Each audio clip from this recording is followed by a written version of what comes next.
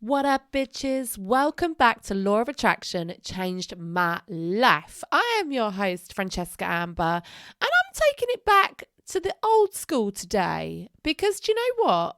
I actually didn't realise this until someone told me. But this week, this podcast turned 4 years old. 4 years old! How is that even possible? It's been a minute. And something that people are asking is that I go back to some of the basics of the law of attraction.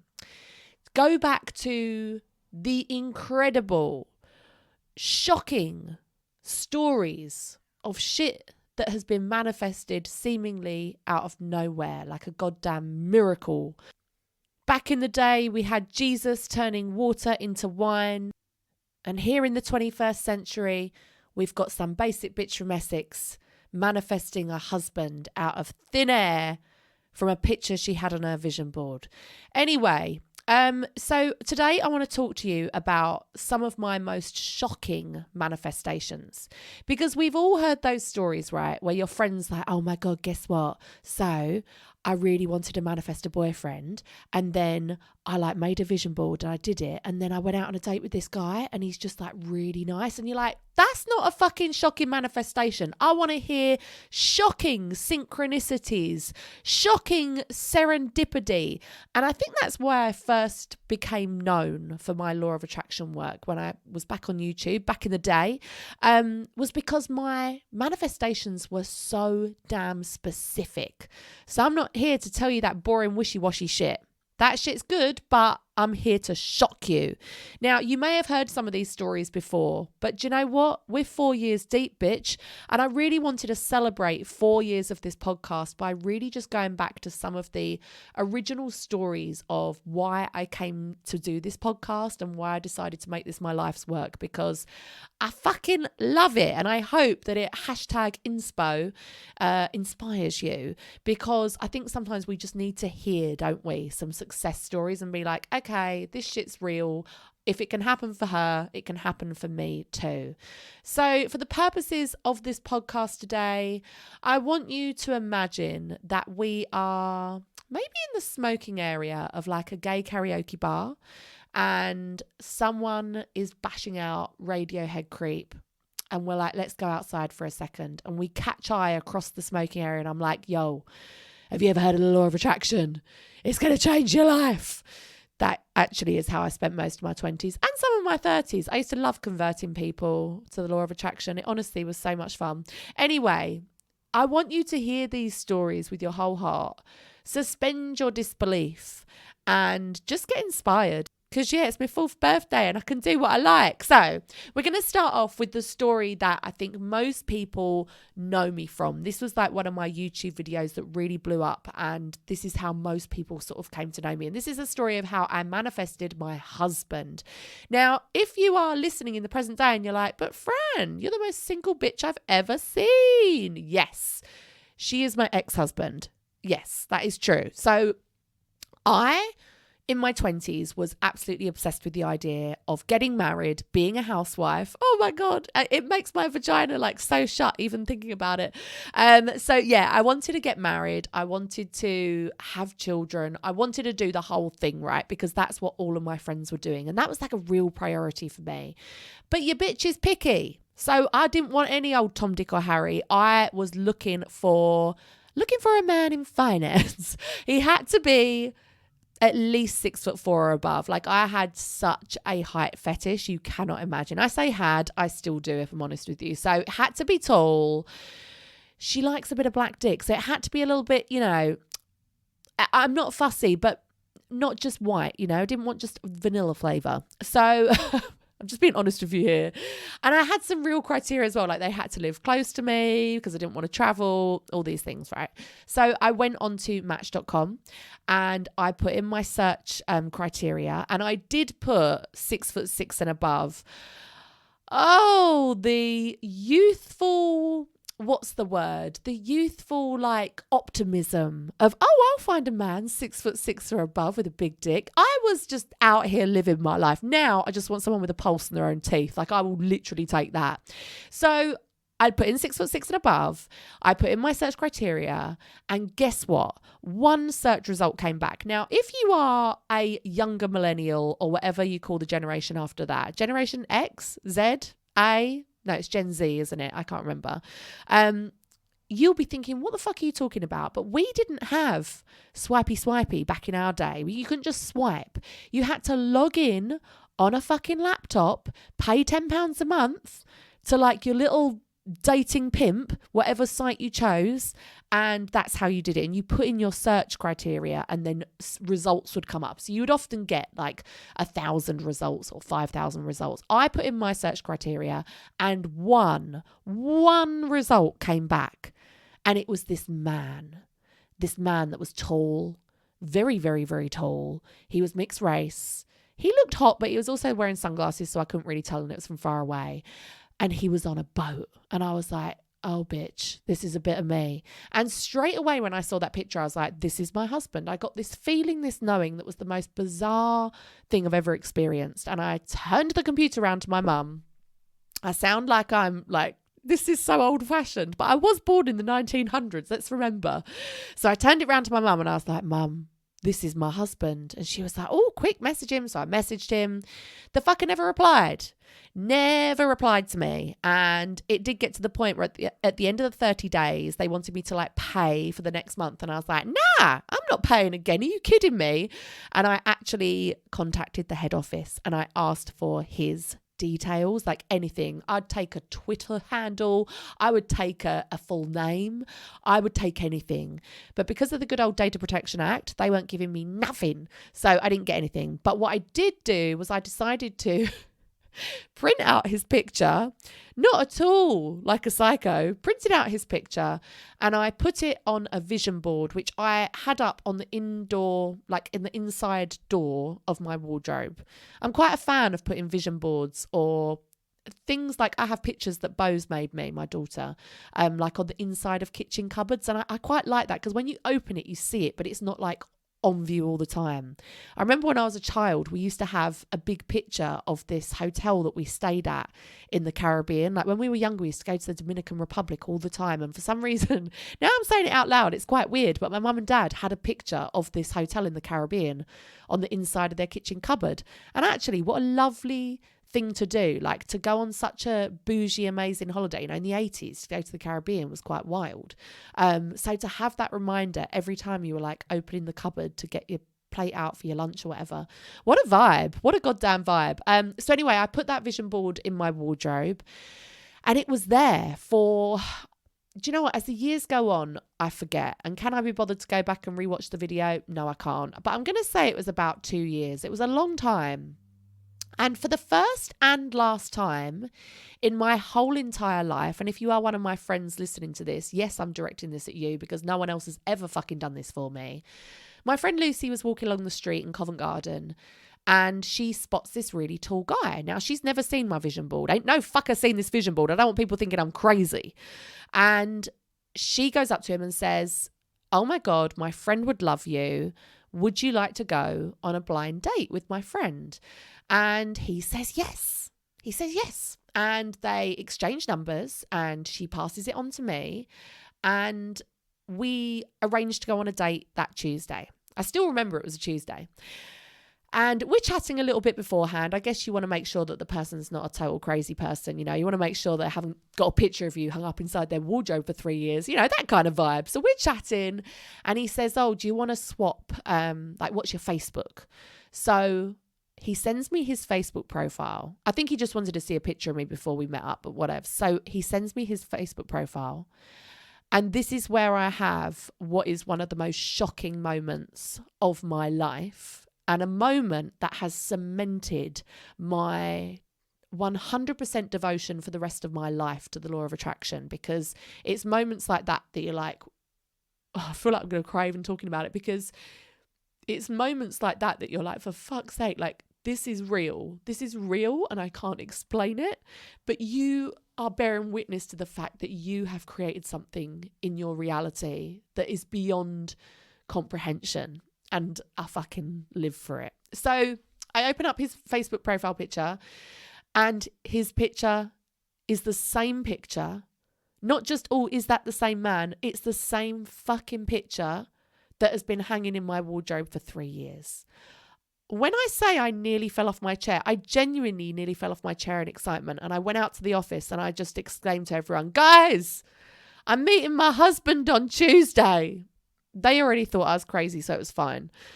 And I told everyone I fucking knew. I told every single person I'd ever met in my life. I was like, guess what? And I told them the story. Now, at this point, this could have turned into, we met up, we went on a date, and it didn't go anywhere, but what a crazy story. But we did meet up, we did go on a date, and we proceeded to get engaged 6 months later. So our 6-month anniversary, we actually got engaged and we got married about a year later. Now, I know some naysayers out there will be like, well, Fran, aren't you divorced now? Like, wasn't that a failure? Absolutely not. I often talk about my ex-husband, although we do not get on and there's a lot of parts of our personalities together that I do not like at all. I often think about how people come to us for a reason or a season. And I truly believe that he was sent to me in my lifetime to be a teacher and to almost be like a third parent. The third parent that's very strict and tries to ruin your life, but also at the same time just really wants the best for you. So he was the person that really taught me about financial freedom and time freedom, and persuaded me to quit my job that I hated, and persuaded me to work for myself so that I could travel when I wanted and do what I wanted. And I have to say, I do owe a part of the life that I've curated today down to him. And I'm really, really thankful for that. We definitely don't really get on. And there are a lot of parts of that relationship that were very destructive. And I also, when I say that I owe part of it to him, I don't take away any of my own power in that I have curated this life for myself. But he was definitely a teacher that needed to come into my life and really, really helped to transform my life. So that's probably like my most crazy manifestation, right? Like, that's crazy. And you know what? Our first dance, our wedding, was Savage Garden. I knew I loved you before I met you, because how many people can say that? But I really, really did. Like, as soon as I saw that picture 3 years before, it was like looking at someone that I already knew. So that was incredible. # no regrets. But she is also happily single now. Now, I really do want to just keep this as really like crazy ones, right? So the next one I have is that when I was in my early 20s, I got into a relationship with this guy who I was absolutely obsessed with. And you know the feeling when you are absolutely like, you're just drawn to someone, you would do anything for them. And I was seeing him for about 9 months, and it turned out that he actually was not a personal trainer like he told me, but he was actually like the captain of, not England, Tottenham, some big football club, right? Some huge football club. He played for England, he played for Tottenham. He was huge. He was like a huge football player. And I was truly like, I want to say in love with him, but at the time I felt like I was. And when we broke up, I felt very, very wronged. I basically was made to sign like a false affidavit statement. I was actually kidnapped from outside of my office. I'm sure I've told you all of this somewhere. I'm pretty sure it's in an off topic, which is a section of my Patreon. It's all in my off topic over there. It was pretty wild. Like, I literally had a blacked out Range Rover parked outside my office. He was like, oh yeah, get in the car, I'm in the car. He wasn't in the car. It was some like massive guy, locked the door, drove off with me, and I was gone for like 15 hours. I was made to sign a false witness statement. They tried to pay me off with like this money that I didn't want to take. Like, it was really shady. The whole thing was shady, and it really hurt me. Like, it hurt my heart, it hurt my ego, it hurt everything. And I spent a lot of time back then commuting. So I was commuting from Essex to London every day, about 4 hours of commuting, and it was pretty wild. And so I had a lot of time to just think, walk and visualize. And I used to walk across London Bridge every single day, and I would just be thinking, I want to show this motherfucker. I want to show him. And I don't just want to show him. I want to show everybody. I want to make something good from this really shitty situation where I felt like I'd just been chewed up and spat out. Like, that's how I felt. And I wanted to make something good from it. And I started to visualize, like, I'm going to write a book about this. In fact, I'm not going to write a book about this. I'm going to write a book about the whole WAG culture. Because back in 2006, 2008, like, WAG culture was fucking huge. It was everywhere. And I just really wanted to create something positive out of this whole situation. And so there I am walking across London Bridge, backwards and forwards every day with my headphones in. And I had an iPod. Now, again, if you are young listening to this, you're going to be like, what the fuck? But I had this iPod and I didn't know how to put songs onto it. I didn't know how to put music on. So someone had to put some on for me. But then something happened where basically none of the songs would work except for this one Jamelia song. And so many people have asked me what the song is. I'm pretty sure it's Superstar, but I can't remember. So this one song was all I had to listen to. And I really do sound like I'm living in like Bridgerton times now, but that's honestly, that's how technology worked back then. You didn't even have internet on that. You just had to like listen to what was downloaded to your iPod. So I had this one song and it was either that or Silence and My Own Thoughts. So I used to listen to this one Jamelia song over and over and over again. And I used to visualize like, I'm going to write a book and it's going to be on TV and it's going to be a bestseller and I'm going to do this and I'm going to do that. And I had this really powerful, strong vision. Well, fast forward about a year, and I, by some fluke, I can't even remember how, had been invited onto Richard and Judy, which was like a big daytime TV show, like proper prime time, Channel 4. And on that TV show, I said, oh yeah, I'm writing a book about WAG culture. I absolutely wasn't. I hadn't written a word.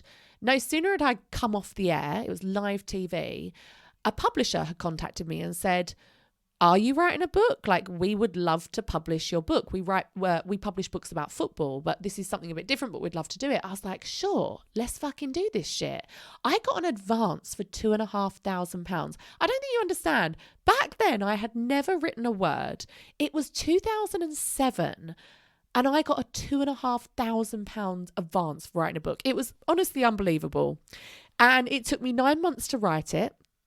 And not only that, but BBC 3, decided to do a documentary on WAG culture. And my book being published was a big part of that documentary. So I had this film crew following me around for about 6 months.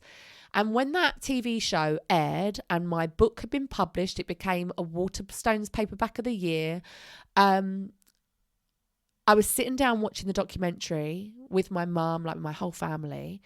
And they play this little montage of like the book coming off the press. Like the BBC had even gone to the factory where the book was being made, like up north somewhere. And they had filmed like the book coming off the press, like literally hot off the press. And they did this little montage of the book coming out the factory, being loaded up into boxes, being taken to Waterstones, me doing book signings in Waterstones, me going to parties and getting paparazzi, all this stuff, right?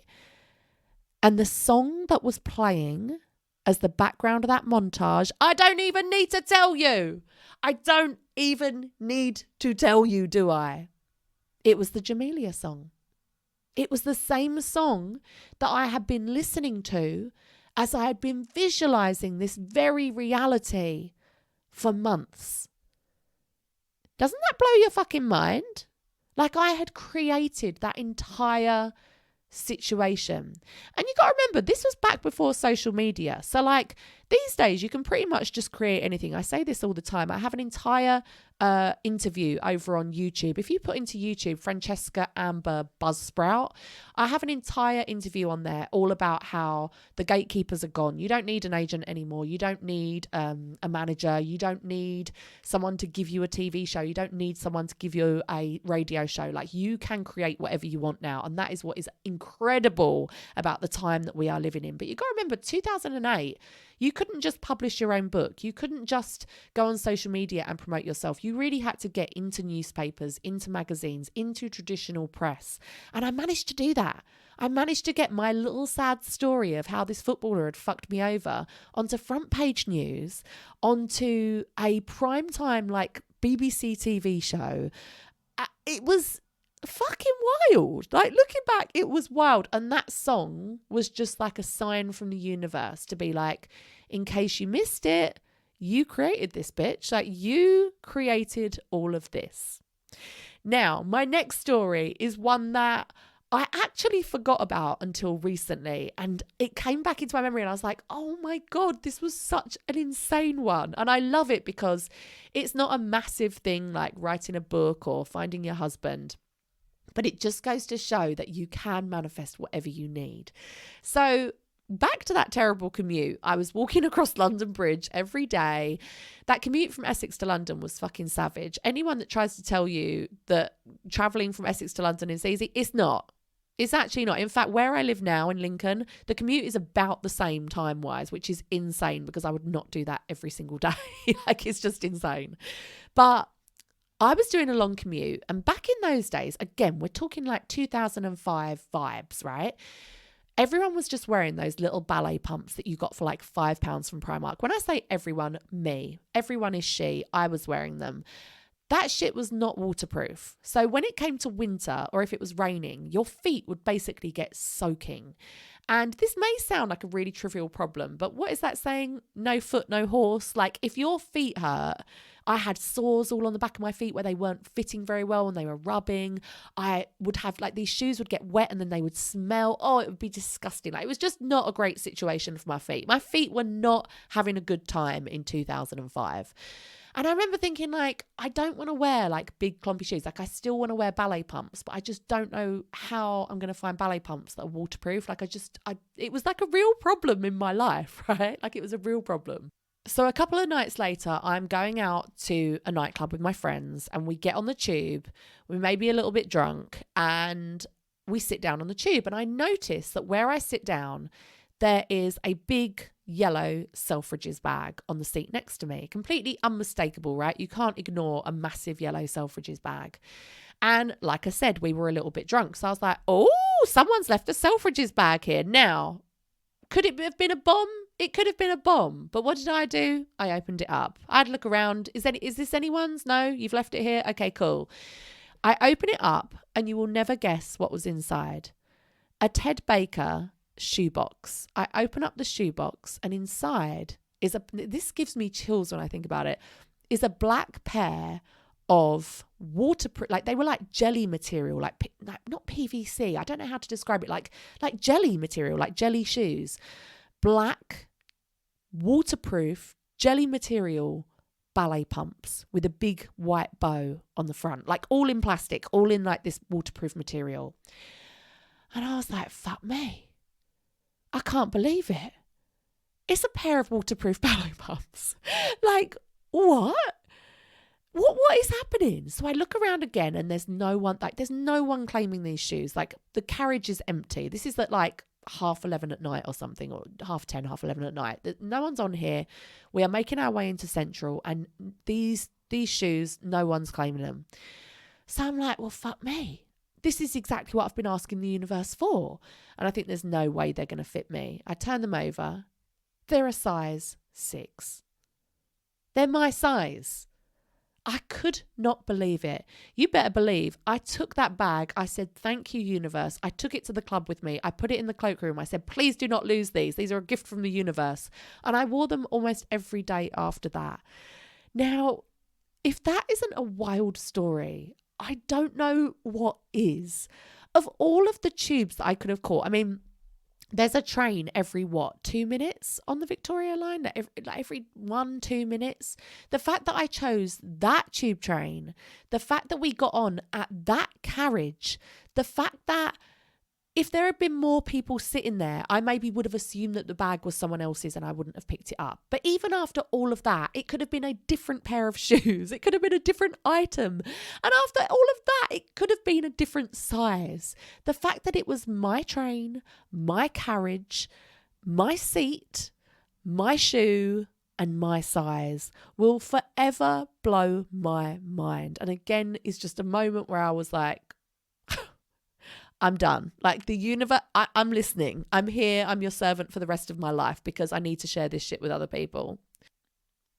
And my final, what the fuck story. And like I said, I'm not including all of the other stories where like a little bit of strategy was involved. You know, like I bought a flat in London in like my mid-20s for £135,000. Like they literally valued it at double a couple of weeks later. That shouldn't have happened.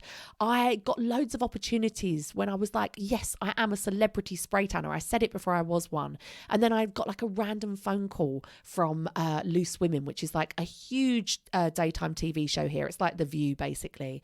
To go and spray tan live on TV. I had loads of celebrity clients. Like all these things just seemed to come to me, even though I had a really shitty space to be spray tanning in. I didn't even have a door. I just had a shitty brown curtain. And I used to have celebrities come from all over London, come and get spray tan by me. I'm not talking about that stuff because I don't think it's that shocking. I think some things are a little bit strategy.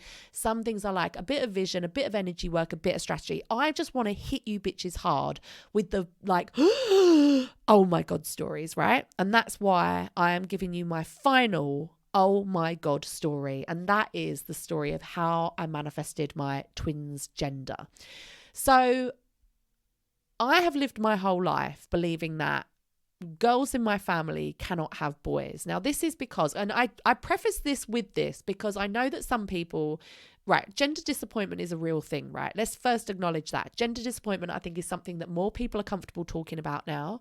But people still get very, very triggered when you talk about gender disappointment because some people can't get pregnant. Some people would give anything just to have a healthy baby. And I totally understand that. And that's why I'd want to just preface this with, it wasn't just gender preference, right?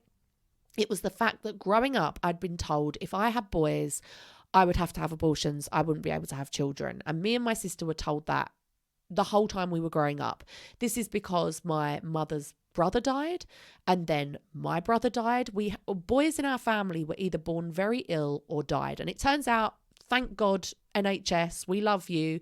Stop privatisation of the NHS, everyone. Vote Jeremy Corbyn.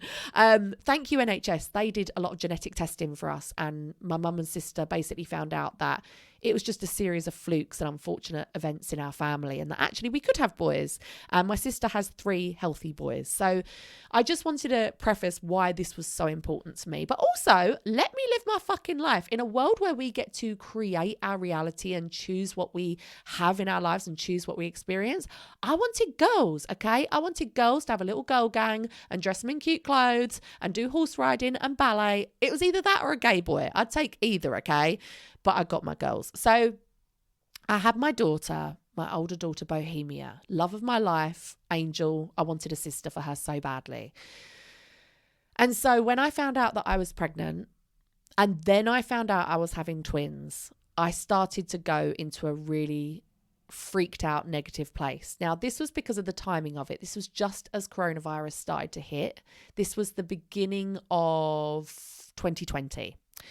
So just as everything is about to go down, like I'm losing my businesses, I'm losing my freedom, I'm being told to stay home and isolate myself while I'm with these raging pregnancy hormones. I've lost all my income. Like times are bad.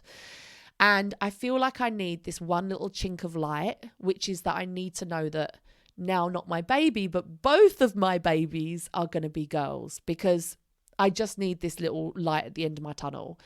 And so I decide, even though I don't have much money, to spend £400 on a Harmony DNA test. Now, if you've had a baby in the last few years, you'll know you can have this Harmony test and it will test for loads of common syndromes and illnesses in children. It is such a lifesaver for so many people. But because it's getting into the genetic profile of the child, the DNA, it can actually tell you their gender as well. And you can do this from as early as 4 weeks or 5 weeks or something.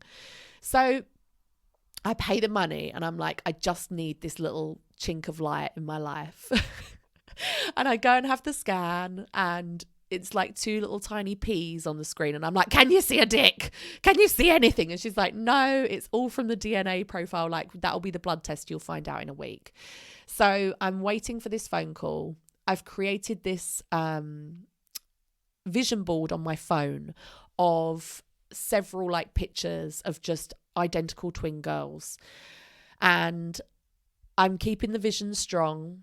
I even purchase some clothes. Now, this is going to sound wild if you're listening to this in the future, but back in early 2020, which was only 4 years ago, you couldn't buy baby clothes. This was something that was really hard to come by because the shops weren't open. Do you remember, right? So you couldn't go out and buy baby clothes. And there were loads of online shops that there was like a real baby clothing shortage. It was really weird. So the secondhand market was like thriving. These bitches were making all their money back because people were selling secondhand baby clothes like there was no tomorrow.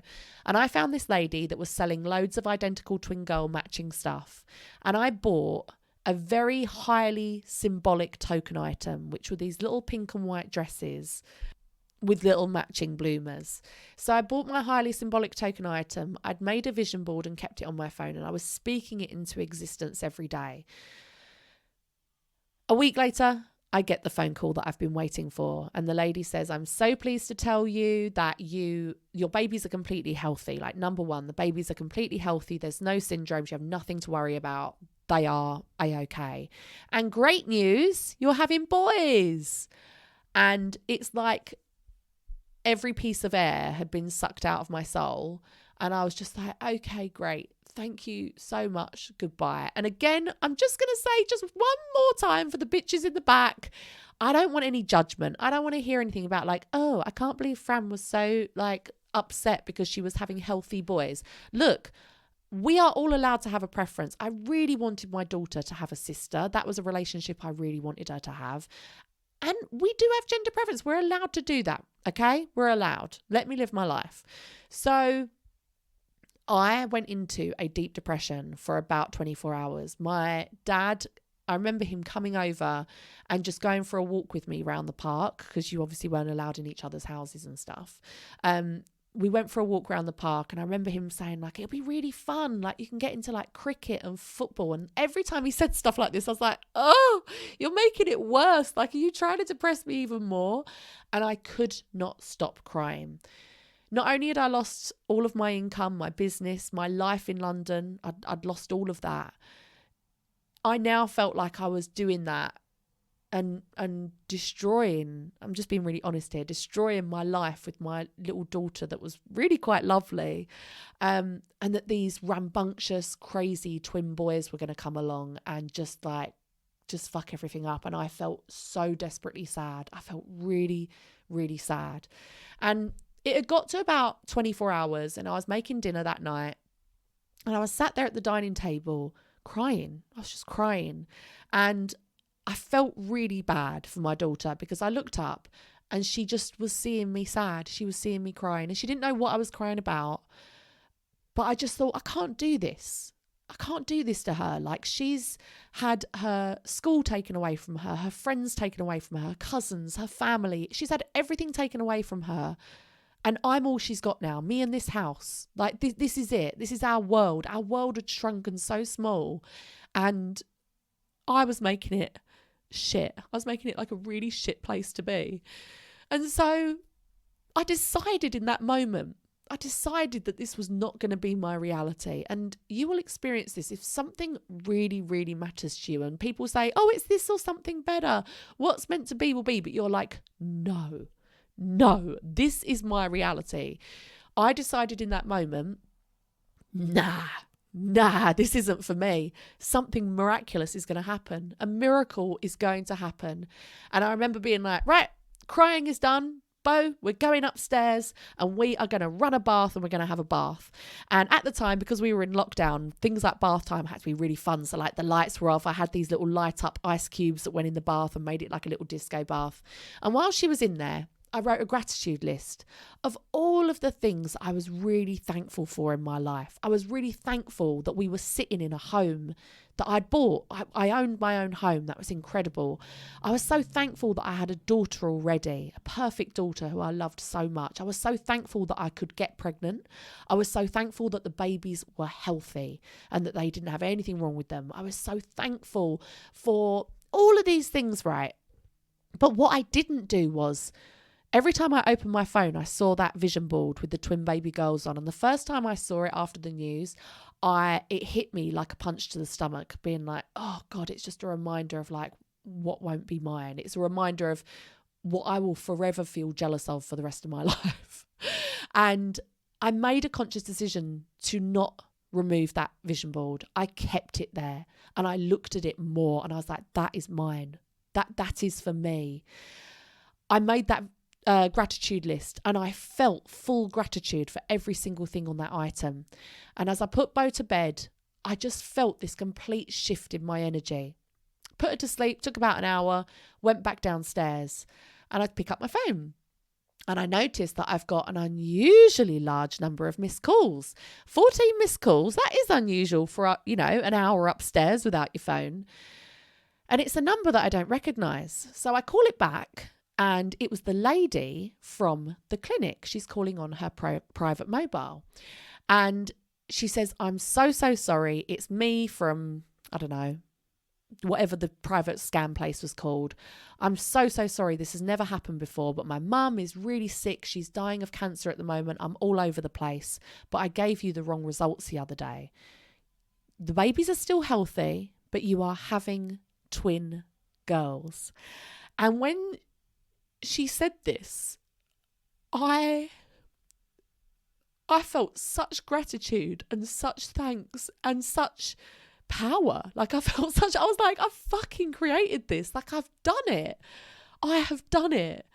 And I felt so, I don't know, like, do you know what? That moment I will remember for the rest of my life, because I remember just being like, this is a fucking miracle. And I hung up the phone, and as I pressed the red button, I saw the screensaver come up with all the identical twin girls, and I was just like, this was for me all along. I knew it. Now, those tests are pretty final. Like when a hospital or when a clinic phone you and tell you like these are the results of your DNA test, you're pretty certain that shit ain't gonna change. And yet somehow I managed to hold on to the faith that the result that I wanted would be here. And do you know what? I had a lovely reminder of this the other day. Outside my daughter's school is like a low wall, like a little low brick wall, and the girls love to just like walk along it and balance on it. All the children love to do it, and they were in their little ballet outfits because we were going to ballet, obviously. And this lady came up to me, and she almost had like tears in her eyes, and she stopped and she was like, "Oh my God, I've got 3 boys. I've always wanted girls, and I just got to say, like, they just look so gorgeous. Like, this is just beautiful." And I felt that, and it just reminded me all these years later, we're nearly 4 years later, I'm still so thankful that I manifested the reality that I wanted. I'm so thankful. And so that is the end of my incredible wow moment manifestations.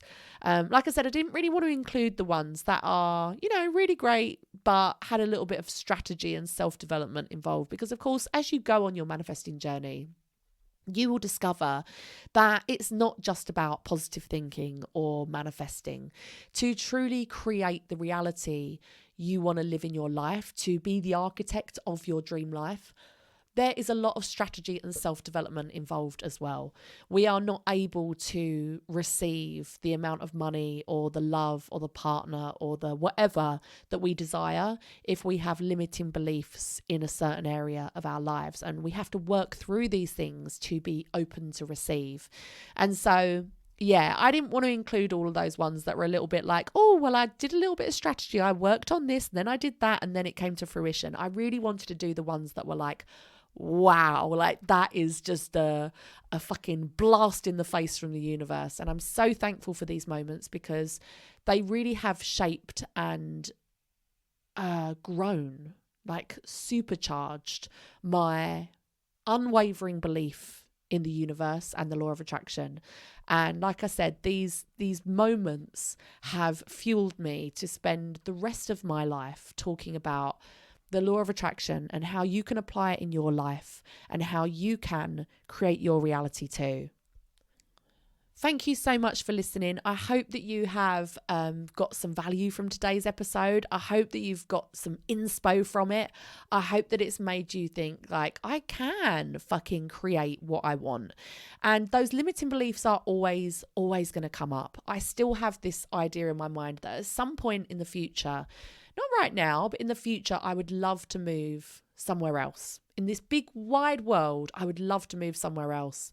And there are so many limiting beliefs I have that come up about, my children's fathers and how would that work, and so many things, right? My support network around me, all these things. And it's stories like this. I've fucking inspired myself. I've inspired myself, and I've thought, actually, like, anything is possible. All you have to do is have faith. You have to take action, and you have to do it consistently and fucking mean it. And anything truly can happen. I hope you've enjoyed this episode. You can rate, review, subscribe if you have got any value from this at all. It really helps me out and helps the podcast become visible to others. You can also share that you are listening to this episode on your Instagram stories and tag me. I'll reshare as many of you as I can. Or just let a friend know. Just say to a friend, do you know what? Listen to these fucking wild manifestation stories. Like, you really can get that job you want or that house you want or whatever. And if you enjoy this and you want more of my manifestation stories, then let me know. I mean, I was just doing this as a treat to myself because it's my 4th goddamn birthday. I know, I look young, I look 4. But yeah, I really enjoyed this. It is nice to reminisce. And I'd encourage you to reminisce on your manifestation stories as well and see where you've had success with the law of attraction and bringing things into your reality seemingly from nowhere, because it really does help you with the belief aspect of manifesting. You can go back and listen to any of my old episodes. I have so many episodes on the more like fundamentals of manifesting, through into the real like tangents we've gone off on, like feng shui, creating a home that supports your goals and an environment, dressing for the life that you want, divine feminine energy, moon cycles, cyclical living, all of these things that help us to live our best goddamn lives. I've talked about all of them. Just go back and have a look. There is a whole 4 years of episodes to listen to. And just a quick PSA as well. If you are a member of the book club Bitches has finally got a new platform. Thank you so much to Patreon. Do you know what? People love to moan about Patreon. They accidentally double charge people at times. People sometimes couldn't access their memberships, and people just ploughed on through with all of these technical issues. And Patreon really enabled me to earn a living from my podcast for the first time. And that was really incredible. And I will always be thankful to them for that. However, having said that, it's time to move on up, baby, and go to pastures new. And so the book club is now hosted on a completely new platform called Kajabi, which is so much more user-friendly. It is so much easier to interact with. We have our own little, it's called a circle, but it's basically a little chat where all the book club bitches can chat about the books. It's much easier to organise local meetups. It's so much easier to listen to the podcast on wherever you normally listen to your pods. It's just one tap and you listen to it wherever you are subscribed to all of your other podcasts. And yeah, I'd love for you to join us. This month we're reading The Goddess Path by Kirsty Gallagher, and it's been a fucking wild ride. I invoked a goddess and then I went really depressed because I travelled to the underworld for 10 days. It was extreme. It was very extreme, but I'm out the other side now and I feel better for it. And next month we are reading You Are a Fucking Success, Change Your Story and Manifest Your Dream Life by Noor Hibbert. So if you want to come and get involved, I shall leave the link down below, but we start reading that on the 1st of July. All right, bitches, thanks for listening. Happy 4 years to all of us. If you've been here for 4 years listening, thank you so much for your support, and I will see you next week. The law of attraction has changed my life. It's going to change yours too, bitch. Bye.